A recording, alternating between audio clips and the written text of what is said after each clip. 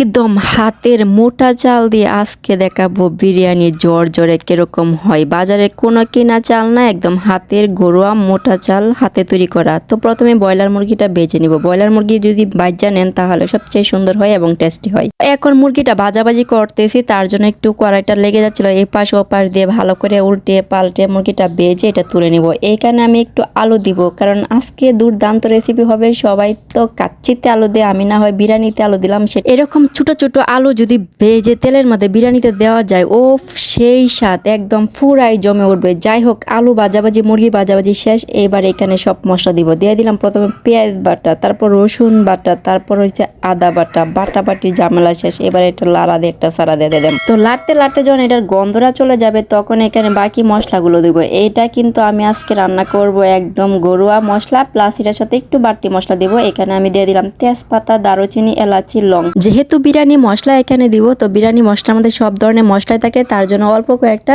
মশলা দিয়ে দিলাম। এবার এখানে বাকি মশলা দিব। দিয়ে দিলাম স্বাদ মতো লবণ, ধনিয়ার গুঁড়া, আর 1 চা চামচ দিয়ে দিব মরিচের গুঁড়া। জাল যদি একটু বেশি খেতে চান আর একটু বেশি বাড়িয়ে দিবেন। এখানে আমি কাঁচা মরিচ দিব, এই জন্য 1 চা চামচ দিয়ে দিলাম মরিচের গুঁড়া। তারপর দিয়ে দিব ভাজা জিরার গুঁড়া। এবার সবগুলো মশলা দেওয়ার পর এটা ভালো করে কষিয়ে নিব। ওয়াও, কষানোর পরে আমি দিব বিরিয়ানির মশলা। এখানে 3 চা চামচ বিরিয়ানি মশলা দিব, আর বাকিটুকু আমি পরে দিব। এই জন্য পুরাটা না দিয়ে এটা কষিয়ে নিয়ে এবার আলু আর মাংস দিয়ে এবার সবগুলা ইচ্ছা মতন কষাবো। কষানোর ফলে খাবারের টেস্টই কিন্তু আলাদা আসে। মানুষ বলে কষানোতে তরকারি আর মেয়েদের গালে নাকি স্বাদ। যাই হোক, ওই দূরে যাব না। রান্না খুব একটা আহামরি না, মানে যে কোনো পাত্রে রান্না করা যায়, যে কোনো চাল দিয়ে, যদি সেটা হাতে থাকে জোস আর একটু বুদ্ধি কাটানো যায় তাহলে দুর্দান্ত। হাতের মোটা চাল দিয়ে যেভাবে জর্জরা বিরিয়ানি হয় সেটা কিন্তু আগে জানা ছিল না। সবাই ভাবতাম চিনিগুড়ি চাল, আতপ চাল, এই চাল সেই চাল দিয়ে জর্জরা বিরিয়ানি হয়, কিন্তু হাতের চাল দিয়ে হয়, সেটা আজকে প্রমাণ করে ছাড়বো ইনশাল্লাহ। তারপর এখানে নিলাম একটা মগ। এই মগ দিয়েই 1 মগ চাল দিব, প্লাস এটা দিয়ে পানি দিব। মাপটা একদম ঠিক হতে হবে, তাহলে সুন্দর হবে, পারফেক্ট।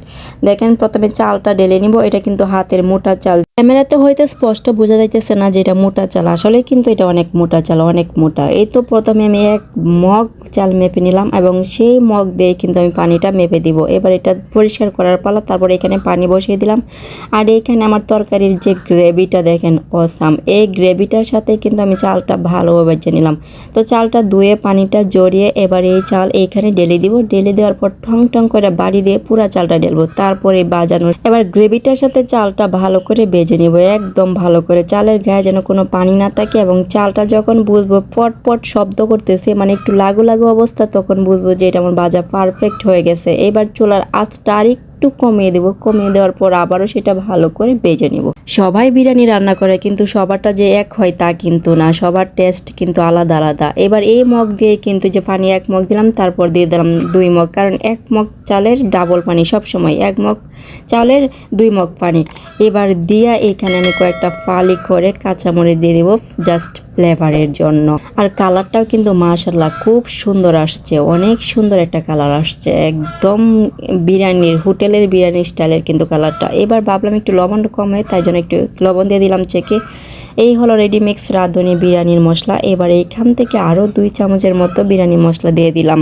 তারপর এটা লাড়িয়ে চাড়িয়ে ডেকে দিয়ে এবার একটা উড়াদুরা জাল দিব, একদম হাই হিটে। যখন এরকম বলকটা চলে তখন আরেকটু নাড়িয়ে ডেকে দিব। ডেকে দেওয়ার পরে চুলার আঁচটা এবার একটু কমিয়ে দিব, আস্তে আস্তে কমানো হবে যেহেতু পানিটা শুকিয়ে যাচ্ছে। এই পানি কিন্তু অনেকটা শুকিয়ে গিয়ে টাইট হয়ে গেছে। এবার চুলার আঁচটা একদম লোতে রাখবো। রাখার পরে এই তো ভালো করে উল্টিয়ে পাল্টে এবং সাইডগুলো দিয়ে সমান করে তুলে এবার ঢাকা দিয়ে দিব জাস্ট ফোটার জন্য। চাল পানি কিন্তু আমার শুকিয়ে গেছে অলরেডি। তো এরকম ঘরোয়া চাল দিয়ে যদি রেসিপি তৈরি করতে চান, অবশ্যই আমার চ্যানেলটা কি করতে হবে, সাবস্ক্রাইব করতে হবে, আর লাইক কমেন্ট শেয়ার করে দিবেন, এবং সুন্দর সুন্দর রেসিপিগুলো আপনার বন্ধু আত্মীয় স্বজন সবাইকে দেখার সুযোগ করে দিবেন। দেখেন মাশাআল্লাহ খুব সুন্দর কিন্তু চলে আসছে। আর কতটা জর্জরা, সেটা তো একদম হোটেল স্টাইলে জর্জরা বিরিয়ানিটা হয়েছে। যেহেতু এটা খাওয়া হবে না এখন, গরম থাকার জন্য আমি এটা ভালো করে চাপ দিয়ে চুলার উপরে বসে রাখবো যাতে গরম থাকে। যারা এখন আমার ইউটিউব চ্যানেলটি সাবস্ক্রাইব না করেন তারা করে দিবেন, আর আমার ফেসবুক পেজ আছে